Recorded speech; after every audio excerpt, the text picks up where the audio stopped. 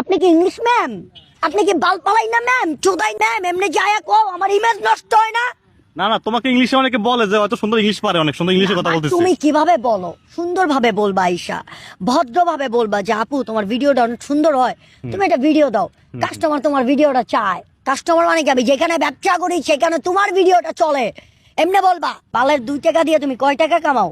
তার চেয়ে বেশি তুমি হরানো রোডে গাড়ে। আমি তোমার আজকে সব ফুল কিনবো, কয় টাকা বলো? আচ্ছা দাও 300 টাকা দাও। আচ্ছা যাক, সেটা আমি তোমাকে আমি দিব, সমস্যা নাই। 300 টাকা দাও আগে, আমি তোমাকে 10 মিনিট ভিডিও দিব। সামান্য 300 টাকা। আচ্ছা আর আমি বেচতে পারবো 500 টাকা। 200 টাকা দিলাম তো তোমাকে লস।